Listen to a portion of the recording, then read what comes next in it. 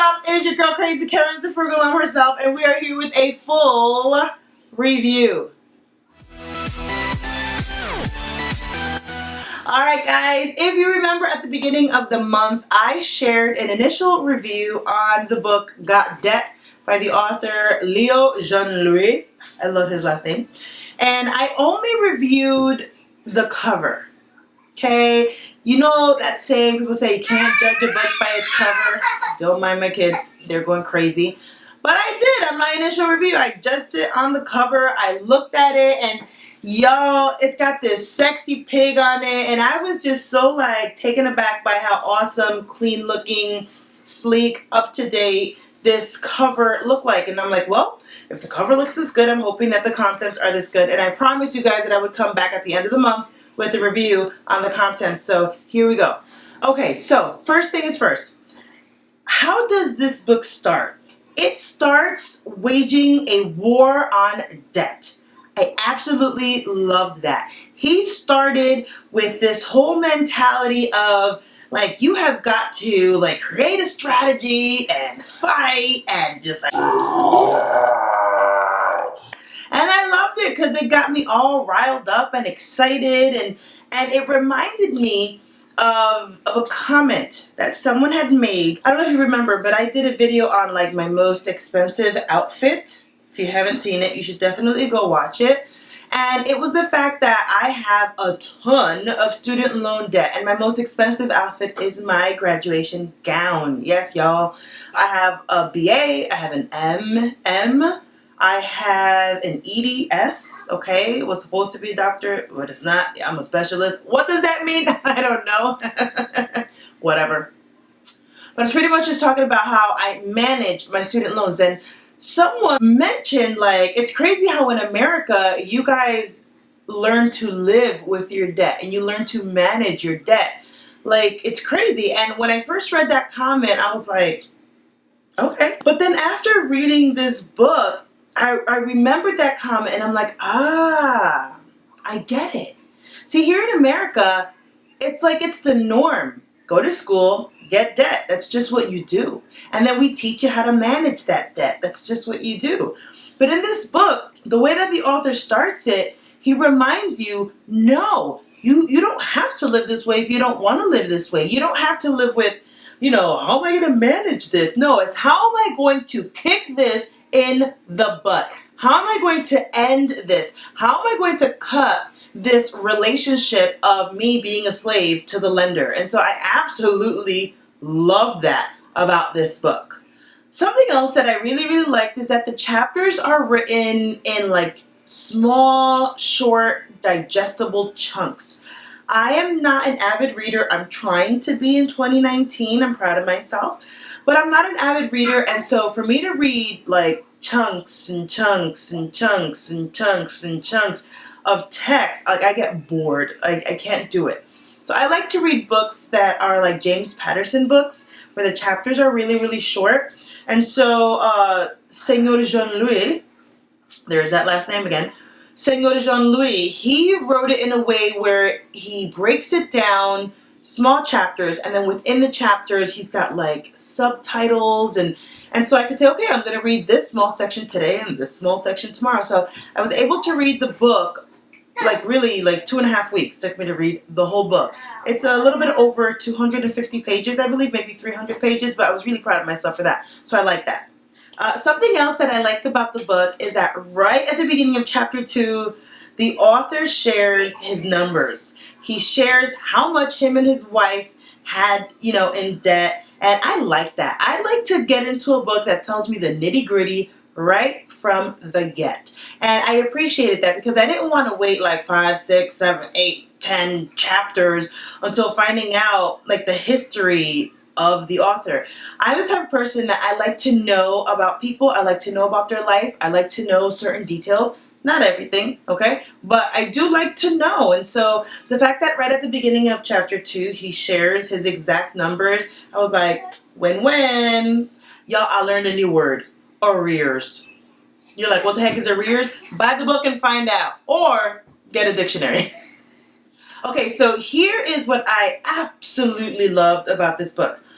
The author did his due diligence in researching and in presenting information and resources that will help people like myself who are trying to get out of debt.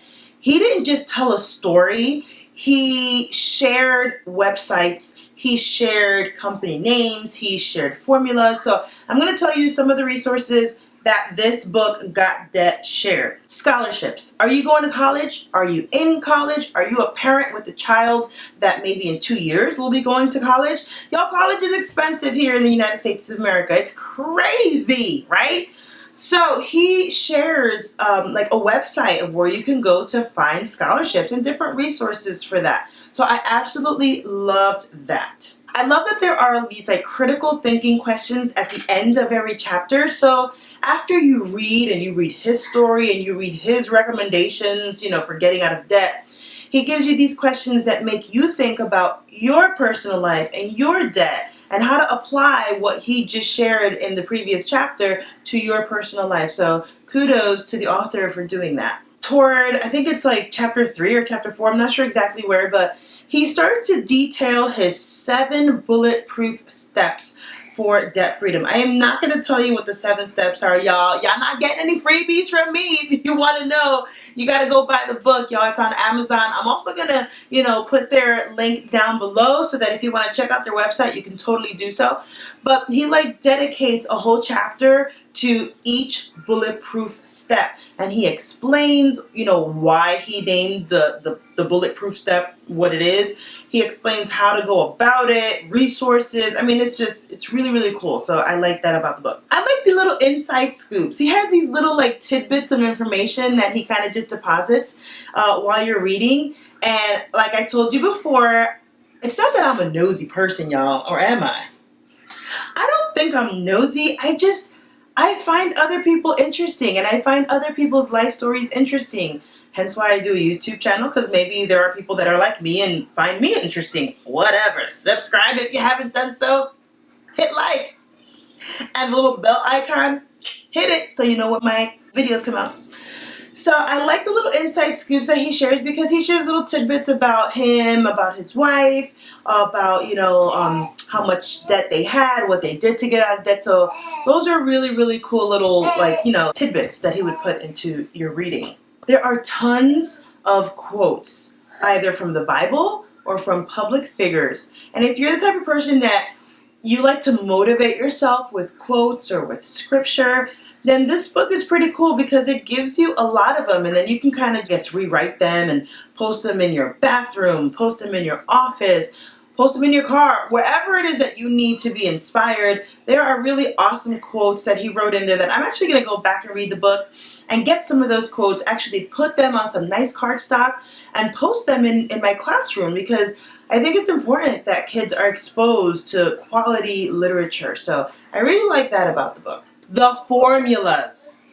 The formulas. Have you ever wondered how creditors calculate interest and compound interest?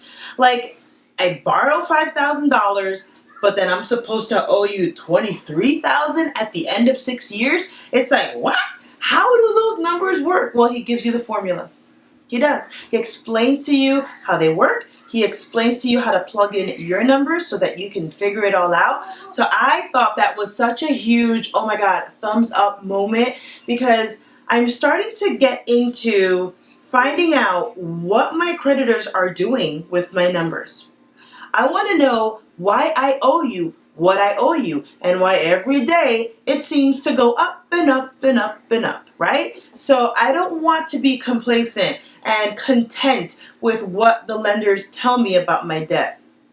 I want to be proactive. And so this book gets you to be proactive in the sense that he gives you the formulas, and all you have to do is to do the math. So he gives us really cool ideas on how to incorporate your children, because I think it's so important that kids understand financial literacy at a young age. So I know my daughter's only 3.5, but you know what? You like fruit snacks and you like ice pops, so then we're going to sit down and have a meeting so that you understand how much those things cost. And then when we go shopping, you can go pick those things out and find out if we have enough money to purchase those items. So, I mean, he just gives you like little different ideas on how you can incorporate your children in the whole budgeting conversation. Thumbs up. Y'all, so there was a part of the book where he talks about places that you can go to do your grocery shopping. He gives you like a list of 7. I'm not going to tell you what's on that list. I'm only going to tell you one. You want to know the list? Buy the darn book, okay? But he did mention Aldi. And I remember years ago, I had heard about Aldi, but I was like, whatever. And then he mentioned it in the book, and I'm like, let me see what this story is all about. So I'm going to tell you a little bit more about that in a little bit.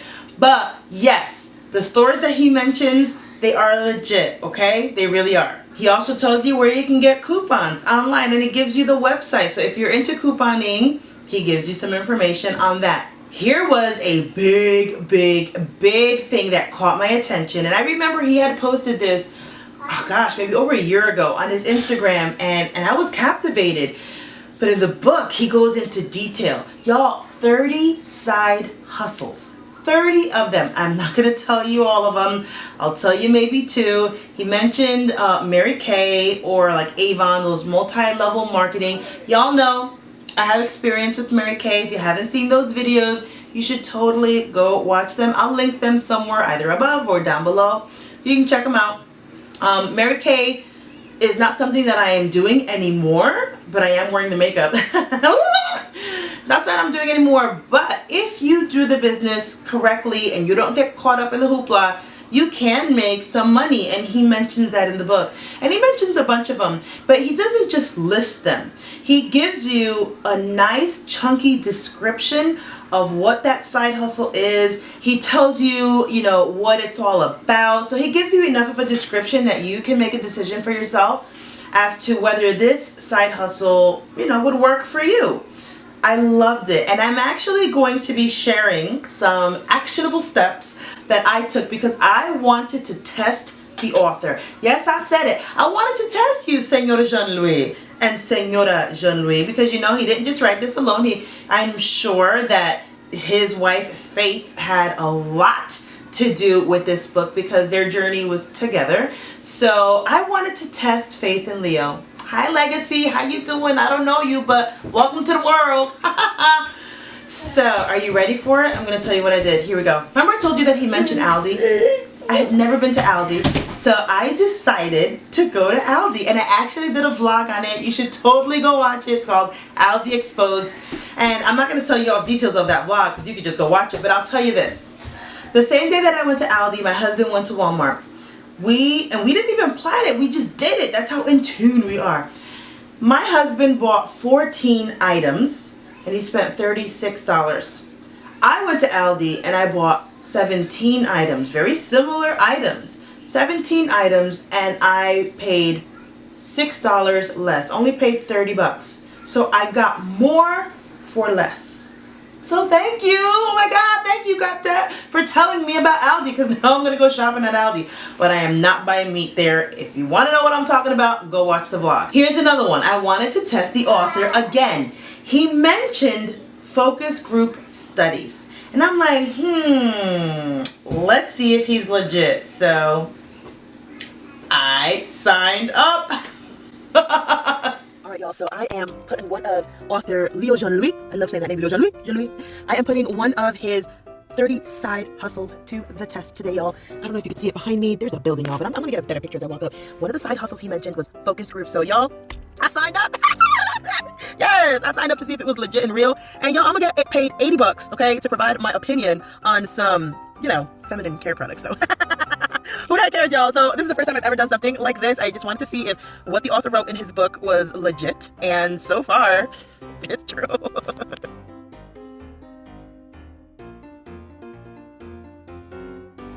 Alright guys, so I just got out of my orientation and focus group is like legit, y'all. I got my products, I got all my stuff, but I really gotta talk to you guys about the study because it's private and I did sign, you know, a consent form and whatever form, but I'm excited to be doing this, something fun, something different, and you know, some of the things that were given to me, I get to keep, so it's like I get money at the end of the study and I get some free stuff.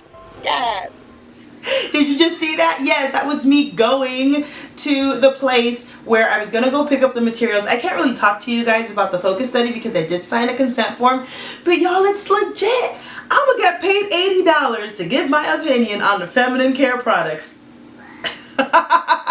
So y'all, that is 2 things that I got from the book that were absolutely legit. Thumbs up. So here was something else that I was like, I want to test what the author is saying. And a gist that I got from the book was, you need to know what your creditors are doing. You need to know how they're charging you. You need to know how interest works. You need to be in the know. So I went to my student loans, because y'all know I don't have any more credit card debt.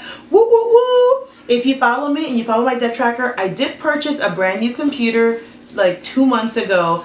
But y'all, I paid $2,200 off in 2 months because I was not going to let that debt sit on my credit card. So I have 0 credit card debt. But I do have student loan debt, over $175,000 worth. And every month when I pay it, I'm just, like, okay, it is what it is. This is what I owe. I'm done. I'll just pay you and I'm not going to think about it. Well, the book made me think. And I went to the website and I started clicking on every tab. I started to get to know myfedloan.com. I wanted to see how my loans were listed. Well, it's not just one loan. I have 11 loans. Okay? I was able to click on a certain tab that said like view details. I saw how many qualified payments I have made to the public service loan forgiveness. I saw the original loan amount. I saw the interest. I saw how much my loan had grown. I was in shock. All of these years, I have been sending my money to my Fed loan, not really knowing how they're calculating this debt. And now this book prompted me to go in, to dig deep, and to have a deeper understanding of my debt. And so guys, because I know you can do things on the computer, but I like to handwrite certain things. I like to feel what I'm doing, So I wrote out my 11 loans. And I'll give you an example, like one loan, loan number 10, the original was $14,500. And I remember that because that was when I was doing my doctorate. I took out that much money like every year. Crazy, right? Well, since the original time that I took it out, $14,500, up until now, the loan is now $18,844.33. It has grown by $4,000. I have another loan that has grown by $5,000. Another loan that has grown by $1,500. Another one that has grown by $2,300. Y'all, it's here. Can you believe that? I had no clue. 0 clue. So now I am so motivated to really figure out how I'm going to tackle this. Like, my husband and I are going to go see if we could find some type of like public service, not public service, you hear me? Some type of accountant or financial advisor. Even though my husband is a financial advisor, if you weren't aware of that. Which, disclaimer, my husband does not tell me what to say on my Frugal Mom series. He does not give me any type of like advice that I should share to you. He doesn't do that. I am just sharing the things that I do for myself, that I've learned, and books that I'm reading, but I just don't want anyone to get it twisted that my husband is like the driving force behind this series. He is not, okay?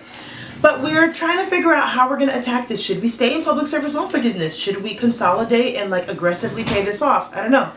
But thank you, Got Debt, for making me do this. I appreciate it. Something else that I did along the lines of this, looking at my debt from an itemized point of view. Y'all, I went to AT&T.com, y'all. Yes, I did. And I started reading my itemized phone bills. And I started realizing that there were certain charges that I didn't know what they were. And I hadn't realized, but I was still paying my phone off from like 2.5 years ago. I said, devil, no. Devil, no. No, devil, Satan, no, no, no, no. So y'all, I went in and I paid off my phone in full. And so now my monthly bill has gone down by like 20 bucks. All because I dug deep. I went into the website and I started reading my itemized bills. Guys, this is something that was prompted by this book. You need to read this book. I'm telling you, you need to. So as we near the end of this review, I'm going to give you just, some cons and some pros. Pros and cons. Cons and pros. I have 3 cons. Y'all, there was a P missing on page 180. Okay? On the focus group study page, there is a $75 focus group study in Atlanta, Georgia, and the author missed a P. You're like, why are you nitpicking? My bad, y'all. It's not that I'm nitpicking. It's that I'm a musician, y'all. And, I taught band for many years, so I know what it is to read like heavy-duty symphonic scores where there are hundreds upon hundreds of items, symbols, words, tons of stuff that I'm reading and decoding like by the second. And so for me, because my brain is so used to reading scores, when I read books, like the little details pop out. And that missing P on page 180 messed me up. Sorry, just had to say it. The next thing that for a moment I thought was a con, but then it kind of switched to a pro, I felt that the book was a little redundant in that certain things kept being repeated over and over again. Like every time he introduced a new bulletproof point, he reiterated all of the previous ones. And at first, I got a little annoyed. But then I remembered something that my pastor always says, and I forgot where he quoted this from. But it's something to the effect that, like, the human mind, the human brain doesn't really understand a concept until it has been exposed to it about 7 times. And when I remembered that,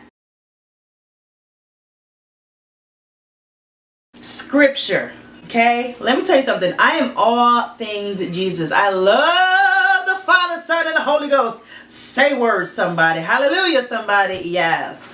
But for someone who may not be into the Bible and into all things Jesus, maybe some of the scriptures might annoy you because, I don't know.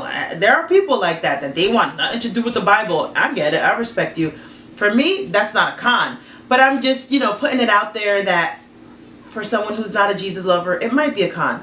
But for me, that's a pro. Hallelujah. The pros, y'all. You ready for it? I mean, I gave you tons of pros. The resources, the websites, the formulas. Like, there are just so many pros to this book, y'all. But I just wanted to read you something that I wrote. And I said, overall, this is a great book. It is chock full of guidance, full of resources that are laid out for the reader. There are action plans that are clearly laid out for the reader. They're laid out in a way that it doesn't matter if you're someone who has paid off all of your debt and maybe the only thing that you're worrying about is your mortgage. There's something in the book for you. If you're someone who is starting on your debt-free journey and you're being bombarded by creditors calling you, demanding money, this book is for you. If you're kind of in the middle of the road, kind of where I'm at, where all of your credit cards have been paid off, that now you're dealing with this huge student loan debt, there's something in this book for you. And then the final thought that I want to give you is the last chapter. I'm not going to tell you what's written in the chapter. I'm not going to read anything from the book. You want to know, you got to go buy the book. But there is a certain tone with which the author writes. It's this refreshing, relaxing tone. Like the whole book, like it starts with that war aspect, that like, let's fight, let's create a strategy, let's kick this in the butt. And then the final chapter, it gives you that I can do all things through Christ who strengthens me tone. And I loved it. I loved it. So guys, I need you to do something, not for me, but for yourself. If you find yourself in a position where you need help, you need strategies, I need you to click on the link below, okay, to go check their website out. Go to Amazon, purchase the book. Don't be like one of my friends. They were like, oh, just let me the book and then I'll go to work and I'll photocopy it. Don't let yourself be used by the devil. Say no to the devil. Say no to Satan. Buy your own book, y'all. Like, I am going to be purchasing about 3 more copies to give to my family as gifts because I really think that this book has a wealth of information. Guys, thank you so much for watching. As always, give it a thumbs up, subscribe if you haven't done so, and I can't wait to see you next time. Bye.